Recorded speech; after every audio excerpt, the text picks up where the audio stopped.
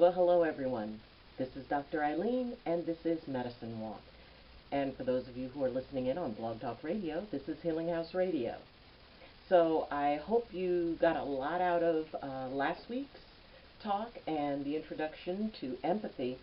And so this week we are going to jump right in with dealing with some of the myths about empathy, and dealing with some of the misconceptions, and proposing some ideas. And as I always say, the things I talk about and the things I share have to deal with my way and my personal experiences.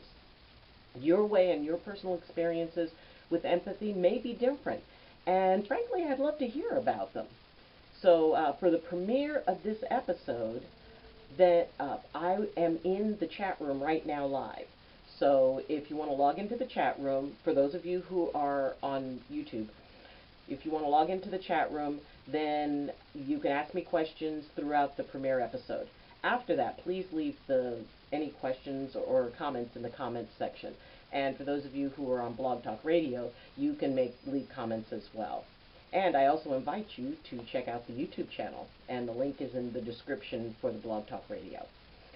So, we're going to talk about ideas that people have about empathy. And the first myth that I want to deal with, and the first thing that I have personally found to be untrue about empathy, is that it is beyond your control. That it is something that just happens. You cannot stop it, you cannot limit it, you cannot alter it, and frankly, that's not true. And I've been dealing with empathy, quite honestly, since before birth. And my entire life I've been empathic. And at one point, somebody asked me, when I was in a moment of whining about being so open to everything, somebody asked me, well, why don't you just turn it off? Which led to a journey of discovery for me that I had not thought possible. I didn't think it was possible to turn empathy off. And the people who I spoke to about it all seemed to be of the same mind that, well, this just happens and you have to deal with it, and you have to, there's no way you can change this. And as I looked into it, as I explored it, as I looked at what it was that empathy meant and what it was to me, I discovered that yes, you can turn it off. You can turn it down. It is not something that you have no control over. There's a lot of things that we don't have control over. I don't believe empathy is one of them. And the reason I believe that so strongly, and the reason that I stress that so strongly, is because I did it. And it's not that I have, special abilities beyond anybody else. I've studied a little bit more. I have looked at things a little bit more.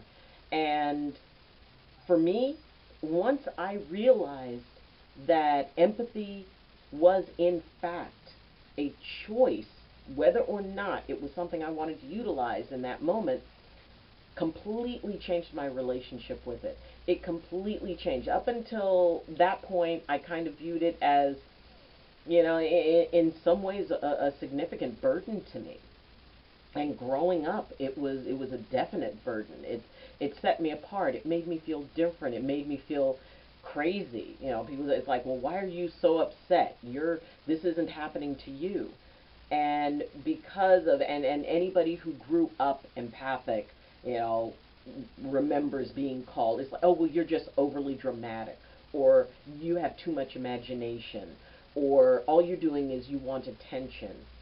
And when I was genuinely feeling the pain of others, I didn't understand what it meant. I didn't understand, why I was feeling it and other people weren't. So I took that as, okay, there's something wrong with me. And growing up, dealing with it and feeling it, it just became, well, I guess this is just something I have to deal with.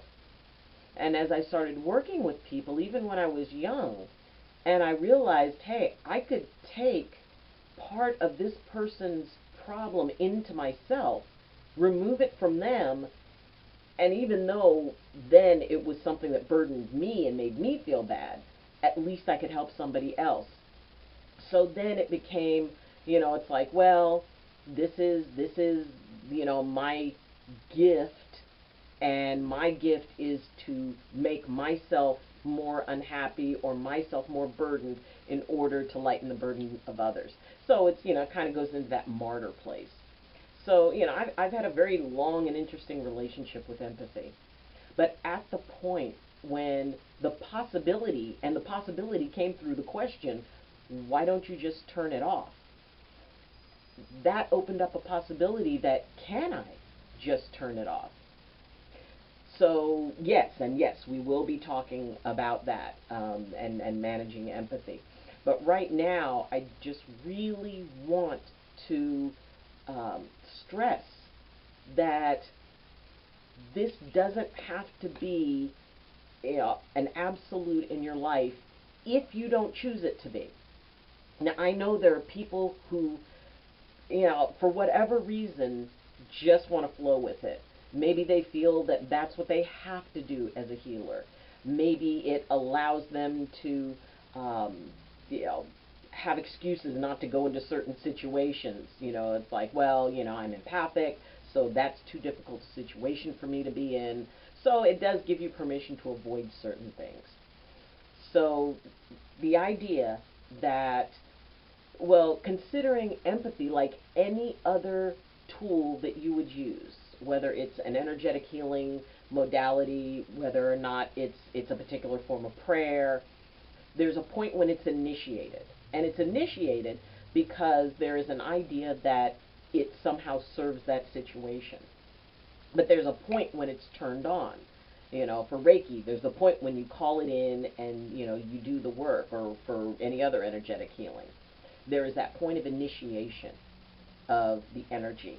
And for most people who are empathic, it's just always on. There's no point when there is choice. And the fact that there is a level of choice in it. And even if you don't believe it right now, just kind of go with me, okay? Just entertain the possibility that you don't always have to feel everything. So, if it is a choice, then how do we create it as a choice? How do we take that and go, okay, this is a part of me. This is an aspect of me. This is one of my tools. Now, the question is, do I need this tool right now? If you're working with somebody and, you think that maybe, either you need to utilize empathy to understand better what they're going through so that way you can create a dialogue, or if the person is just so wounded and so kind of, out of it, that you can utilize empathy to be able to create a connection to help guide them out of a dark place, to allow them to trust you and, to resonate with you, and to allow you to, be able to lead them out of some place so that they can reach that point of equilibrium and choice. The first question I ask myself in situations is my empathy necessary right now? Is sympathy sufficient? Is compassion sufficient? Or is this a situation, it's like, you know what? I really don't have something to do in this. This is their process. It's not mine. Maybe I'm just supposed to witness and, deal with it externally and let that person handle it themselves. Empathy, to me, is, as I said before, sympathy is I feel bad for you. Empathy is I feel bad for you and I have to get involved in order for me to feel okay. So, it is about taking responsibility for your own feelings, for what you, how you respond to things. And if you just feel like you want to feel bad for them, you can do that without empathically connecting. You can show sympathy for someone without having to energetically connect yourself to it. And often, when we're helping people, sometimes it's better not to have that empathic connection. And I've been in many situations, from, you know, being at someone's deathbed while the family is just really in huge grief around me. Going into, I do prison clergy visits. So, being in that environment, and when you're an empath and you walk into a prison, there is a definite level of, okay, we need to stay in our box, we need to stay separate. That is necessary in order to be able to go into that environment. Sometimes it's just that, it's an overwhelming thing, and you feel yourself getting sucked into the current of the emotions of others, and you don't want to be. Oh, and my phone just did something. Okay. So the idea that that when you, just turn that down. So when you take a look at what it is that you're doing, when you take a look at, there we go, when you take a look at what is your investment, what is your purpose in that process, then take a look at whether or not you need to energetically connect to it. So, myth number one, empathy is not controllable, it is not manageable, absolutely wrong. And I tell you that from first-person experience. And I am not so special that I can do something that you can't. So, the next thing that I want to address about empathy, that I believe it's not so much a misconception as something that I think it's a connection that a lot of people don't necessarily make, and the idea that empathy is only dealing with emotion. And the reason I say this, and yes, empathy very much is about that connection to emotion, but the thing is, what is the emotion? Well, the emotion is energy. And so, for me, what I've discovered is not so much that as an empath, you're connecting to somebody's emotion, you're connecting to their frequency, their spiritual frequency, the where they resonate at. You are able to create a harmony with their frequency. You match yours to theirs. And so if you think of it not so much as what is happening with the emotions, as what is happening with their energy. And I go over a lot of this in my book, Frequencies. And that was based on a very, very, very bizarre experience that I had on a beach, where basically I was given a lot of information and told that I could do whatever I wanted with it, but that it would probably be a good idea to share that information.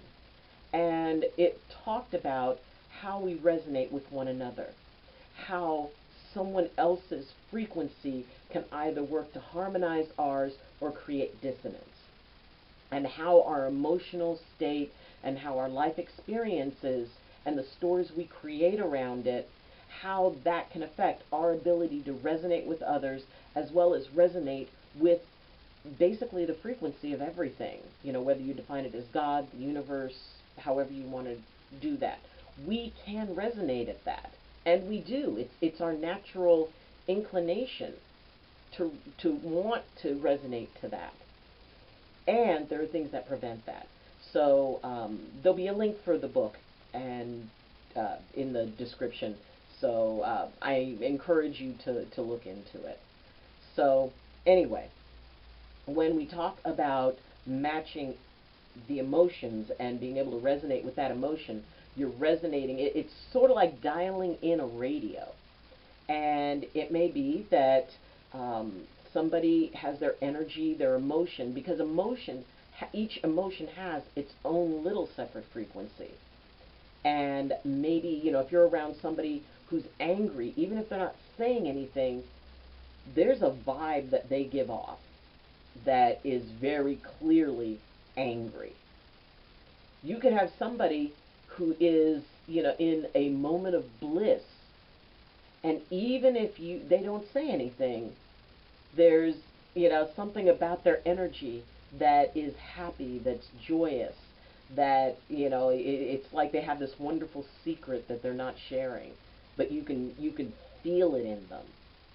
So as we feel different emotions in different ways, those are the frequencies. Those are the spots on the radio station. It's like, maybe you're tuning into K-Pist, or maybe you're turning into, W Joy. So the idea that taking the idea of emotion, because there's often a lot of judgment around emotions, and the idea that feelings are, we can have wrong feelings. I go with the fact that a feeling is a feeling. It's neutral. It exists. Where the positive or negative aspect of it comes in is the story we attach to that feeling. And if we're feeling joyful because something wonderful just happened, maybe there's a new baby in the family, or maybe, somebody just proposed to you, or whatever, a joyous feeling is joy. Now, if it's for a reason that is generally, you've just been licked by a puppy, as opposed to finding joy in someone having something bad happen to them, or, taking joy in somebody else experiencing a loss because you think they deserve it. Same joy, different frequencies. Definitely different frequencies to the same base emotion.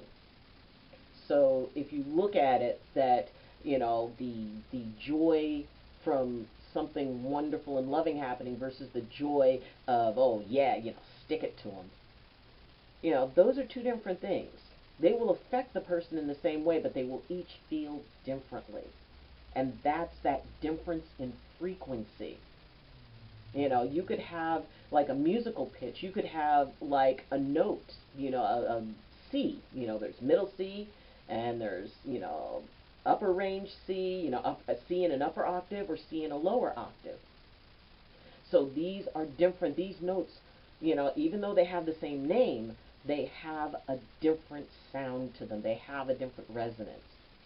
So when you look at an emotion, just that base emotion, it's like, okay, today I am feeling afraid. Don't explain it. Don't worry about what that fear means. You don't have to know what it means in order to experience it and honestly acknowledge it. Where the exploration comes in and where the question comes in is, why am I feeling fear? Am I feeling fear because of something that is actually happening to me? I'm being chased by a lion or something. Or am I feeling fear because of a story that I'm telling myself? Am I feeling fear because I've already decided what a worst case scenario in my brain is, and not only have I figured out the worst case scenario, I am pursuing it actively. I am investing energy in it, and I'm creating it as a reality. So there's a big difference in how we create that sort of thing and how we manifest it, and and what we're choosing to put conscious thought into manifesting. Now, I am not a believer in one, thinking is as bad as doing, because I think thinking is a natural part of the process. What we do is choice. I am also not someone who supports, well, if you say that, something bad is going to happen, that it's necessarily going to happen. I don't believe that either. I believe the universe is way smarter than that. That there is a guiding consciousness in the universe that says, yeah, okay, I know what you're thinking. I know what, even if you're focusing on it, no, this is not what is meant to happen in this case, so it's not going to. So, I don't go with that cause and effect thing. Do I believe that we can shift things? We can kind of bend the flow of something that, say, if it could go one way or the other. I do believe how we look at things and how we perceive things can shift stuff. And then that has a part to do with that aspect of frequency, considering what you connect with. And also, the idea of removing emotion from it, and if you deal with that energy as a frequency, that means that you can connect with anything. That you can connect with, a stone, that you can connect with a plant, you can connect with, your car, you can, whatever it is, everything has a frequency because everything breaks down subatomic particles, all that science. So the idea that everything has a frequency, which means that it broadens the idea that you could sit and place your hand on the soil and you can feel the life coming through it. You can sit and lean up against the tree. You can touch water and feel that connection with water. You could feel the energy, not just the heat energy, but you can feel the frequency of fire. So once you, expand, you don't have to stop relating it to emotion because there is an aspect of emotion in it. But if you can expand your view of it, that it's more than just emotion, it's energy. And it is the specific frequency of the energy you're dealing with. Then it opens up way more. Then you can start incorporating that ability into magic. So, keep in mind, that there's always a bigger picture. And so what I'm trying to share is the possibility of considering that bigger picture, which is going to be necessary, and this is actually a vital point of learning to control it, of learning to have it as conscious choice. You could say, do I need empathy or do I not need empathy? Now, once you decide, if you decide that, okay, empathy would be a good tool to pull out of my toolkit in this situation, once you do that, then it becomes a question of how much empathy. Do I need empathy at level 1? Do I need empathy at level 10? So the idea that you get to be the architect and you get to mold and decide, okay, based on what I'm dealing with, this is how much empathy I need. If I'm trying to connect with someone and, as I said, kind of help pull them back from, the edge of something, where they don't have choice. They're in a state of mind where they don't have choice. To be able to connect with somebody and help bring them back to a place of choice. Do I just need that a little bit or do I need it a lot? And once I see in their eyes and feel in their energy that their choice has kicked back in, that, they've come back from the edge, cut it off, because I don't need it at that point. Then I can talk to them. Then it's like, okay, now let's just say, or I bring it all the way down to the lowest possible level, so it's just a comfortable little background thing, just while I make sure that they're back and they're steady on their feet and they're back in a place where they can choose. And, and often empathy can be a wonderful way to help someone through an anxiety attack.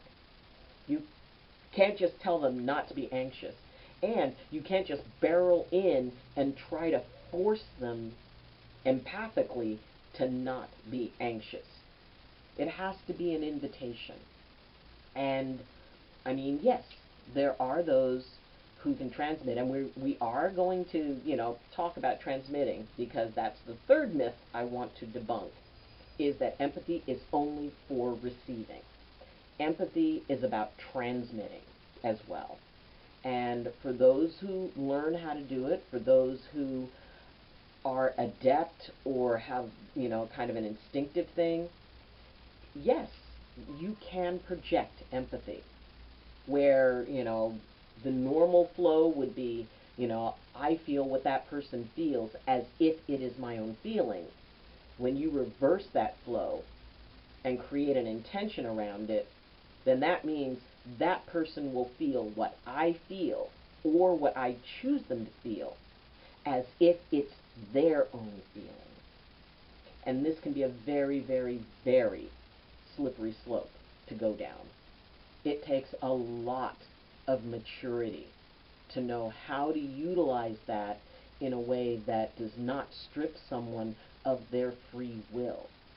And to me, there is absolutely nothing more vital than someone's ability to choose. That's everything that I believe in, and everything that I teach, and everything that I support, and that is the core of my being, is about people being able to choose, even if I don't agree with the choice. If I don't agree with the choice, I don't have to play in your playground. But you do have the right to choose it. There is a choice on the spectrum of light to shadow. Everyone has to find their own way. And essentially both serve the universe, because we need both in order to find balance. So yeah, some people are going to go with shadow. And like I said, I don't have to support that. I don't have to play with that. I don't have to engage in that. And I can't change them. I can't make them choose. They could choose on their own, and I hope they do. And it's their right. And if somebody has an opposing political point of view to me, I'm not going to stop them. I'm not going to tell them they can't feel that way. I just say, you know what? That may be your thing, but it's not mine. So I'm going to go hang out with the people who, I enjoy more, and doing the things I enjoy more. So keep that in mind, that as you explore empathy, as you look at empathy, as you expand your definition of what that is, and by expanding the definition, you expand the possibilities within it. You can tap into things within yourself and tap into things around you that you had no idea you could tap into. Those who can, influence the wind. Those who can, connect with weather. Those who can, connect with the earth and with other people. Yeah, that fundamentally, it is empathy. But it's empathy focusing on frequency, on energy, and not just limiting it to emotion. So, I want you to think about that stuff. Next week, we're going to be talking about specific things about the actual manifestation and management of empathy. But it was really important. I really felt it important that first we expand our definition of it. And we take a look at the things. Now, these are the things that are true for me. What is true for you? What is your belief system around your empathy? And if it is a limited belief system, can you consider the possibility that there's a bigger picture? So, think about that. If you have any questions or comments, please, leave them for me. And if there are any questions, I will address them in next week's episode. So, thank you for joining me. And if you would like to support this channel, you can like this video. You can share this video. If there are any other people who who are having issues with empathy, this month is the month to let them know. It's like, okay, there's this, lady with this hat who talks about empathy. And, this is something that, some folks might be able to find some really wonderful help with. There's excellent opportunities in empathy. And I want everybody who has that inclination to be able to make the most of what it is, and to be able to feel empowered in the application of it. So, if you would like to support this channel in a slightly bigger way, you can go to the link, the Patreon link, and become a sponsor. And so there are different things at different levels for sponsorship, from a shout-out thank you to twice a month to have a private one-on-one session with me, where we can talk about whatever it is that you would like to talk about. So check out the Patreon page, and just be happy. And don't be afraid of empathy. Don't resent empathy. It's you. It's a part of you. It's a part of everybody. and you can really do some amazing things with it. So, again, thank you for joining me, and as always, I wish you balance, and I wish you blessings from my heart to yours. Love you, and class dismissed.